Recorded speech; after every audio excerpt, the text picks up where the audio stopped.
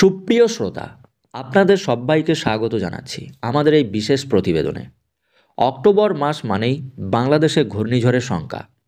আবহাওয়া অধিদপ্তর ইতিমধ্যেই ঘূর্ণিঝড়ের পূর্বাভাস দিতে শুরু করেছে এবং আমাদের সবার জন্যই এই বিষয়ে বিস্তারিত জানা অত্যন্ত জরুরি। আগামী কয়েক মিনিটে আমরা আলোচনা করব অক্টোবরে ঘূর্ণিঝড়ের আশঙ্কার কারণ, এর সম্ভাব্য প্রভাব এবং আমাদের প্রস্তুতি নিয়ে।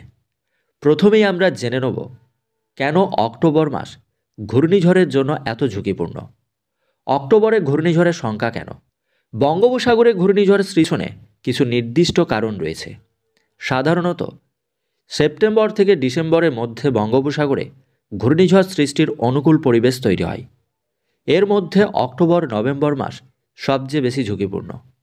সমুদ্র পৃষ্ঠের তাপমাত্রা, এই সময়ে বঙ্গোপসাগরের পৃষ্ঠের তাপমাত্রা বেশি থাকে, যা ঘূর্ণিঝড় সৃষ্টির জন্য প্রয়োজনীয় শক্তি যোগায়। উষ্ণ জলরাশি থেকে প্রচুর পরিমাণে জলীয় বাষ্প বায়ুমণ্ডলে মিশে নিম্নচাপ তৈরি করে, যা ধীরে ধীরে ঘূর্ণিঝড়ের রূপ নেয়। মৌসুমি বায়ুর পরিবর্তন, দক্ষিণ পশ্চিমী মৌসুমি বায়ু বিদায় নিতে শুরু করে এবং উত্তর পূর্ব মৌসুমি বায়ুর আগমন ঘটে। এই দুই বায়ুর মিলনস্থলে ঘূর্ণাবর্ত বা নিম্নচাপ সৃষ্টির প্রবণতা থাকে। লা নিনা এল নিনোর প্রভাব, বৈশ্বিক আবহাওয়ার প্যাটার্ন যেমন লা নিনা বা এল নিনো বঙ্গোপসাগরে ঘূর্ণিঝড় ঋতুকে প্রভাবিত করতে পারে। কিছু ক্ষেত্রে লা নিনা বছরগুলোতে বঙ্গোপসাগরে ঘূর্ণিঝড় বেশি তীব্র হতে দেখা যায়। আবহাওয়া অধিদপ্তর কী বলছে? সর্বশেষ পূর্বাভাস কী? আবহাওয়া অধিদপ্তরের পূর্বাভাস। বাংলাদেশ আবহাওয়া অধিদপ্তর প্রতি বছরই ঘূর্ণিঝড় নিয়ে পূর্বাভাস দিয়ে থাকে। এই বছরও অক্টোবরে এক বা একাধিক ঘূর্ণিঝড়ের আশঙ্কার কথা জানানো হয়েছে। সাধারণত অক্টোবর মাসে বঙ্গোপসাগরে 1 থেকে 2টি ঘূর্ণিঝড় সৃষ্টি হয়। এর মধ্যে অন্তত একটি বাংলাদেশের উপকূলের দিকে ধেয়ে আসার আশঙ্কাও কিন্তু থাকে। পূর্বাভাসে বলা হয়েছে, অক্টোবরের মাঝামাঝি সময়ে বঙ্গোপসাগরে একটি সুস্পষ্ট লঘুচাপ তৈরি হবে, যা পরবর্তীতে নিম্নচাপ বা গভীর নিম্নচাপে পরিণত হয়ে ঘূর্ণিঝড়ের রূপ নেবে। ঘূর্ণিঝড়টির সম্ভাব্য গতিপথ বা ট্র্যাক এবং তীব্রতা নির্ভর করবে সৃষ্টির পর বায়ুমণ্ডলের পরিস্থিতির ওপর। তবে সাধারণত দক্ষিণ পশ্চিম বা দক্ষিণ পূর্ব দিক থেকে সৃষ্টি ঘূর্ণিঝড়গুলো বাংলাদেশের উপকূলের দিকে অগ্রসর হয়। ঘূর্ণিঝড় হলে এর সম্ভাব্য প্রভাব কী হতে পারে? ঘূর্ণিঝড়ের সবচেয়ে মারাত্মক প্রভাবগুলির মধ্যে একটি হলো জলোচ্ছ্বাস। এটি উপকূলীয় অঞ্চলকে প্লাবিত করে, বাড়ি ঘর, ফসলি জমি এবং অবকাঠামোর ব্যাপক ক্ষতি করে। ঘূর্ণিঝড়ের প্রভাবে ভারী থেকে অতি ভারী বৃষ্টি হয়, যা দেশের নিচু এলাকাগুলিতে ব্যাপক বন্যা পরিস্থিতি তৈরি করে। এতে কৃষি ফসল, রাস্তাঘাট এবং জনজীবন বিপর্যস্ত হয়।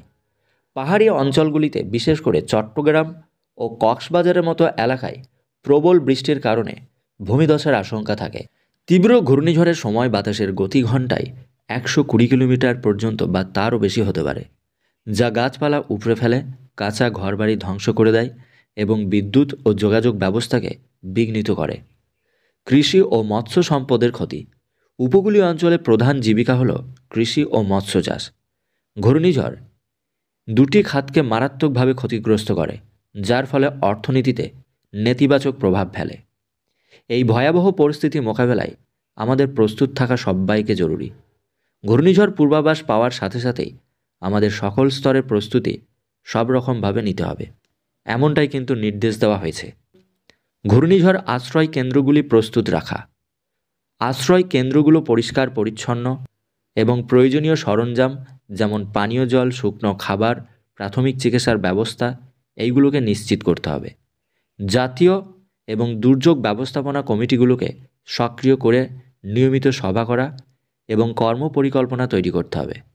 ঘূর্ণিঝড়ের বিপদ সংকেত পেতেই, আবহাওয়ার পূর্বাভাস নিয়মিত প্রচার পেতেই সবাইকে সাবধানতা অবলম্বন করতে হবে, এমনটাই জানাচ্ছে আবহাওয়া অধিদপ্তর। আবহাওয়া অধিদপ্তর আরও বলছে, একাধিক জায়গাতে এর জন্য বিশেষ প্রস্তুতি নিতে শুরু করা হয়েছে। উদ্ধারকারী দল প্রস্তুত রাখা, সেনাবাহিনী, নৌবাহিনী, কোস্টগার্ড, ফায়ার সার্ভিস এবং সিভিল ডিফেন্সের উদ্ধারকারী দলগুলোকে প্রস্তুত রাখা জরুরি। দুর্গত এলাকার জন্য পর্যাপ্ত পরিমাণে ত্রাণ সামগ্রী যেমন চাল, ডাল, ওষুধপত্র, বিশুদ্ধ পানি এবং পোশাক মজুদ রাখা প্রয়োজন। কমপক্ষে 3 দিনের জন্য শুকনো খাবার, বিস্কুট, চিড়া, গুড় এবং বিশুদ্ধ পানীয় জল মজুদ রাখতে হবে। এমনটাই কিন্তু জানাচ্ছেন আবহাওয়াবিদরা।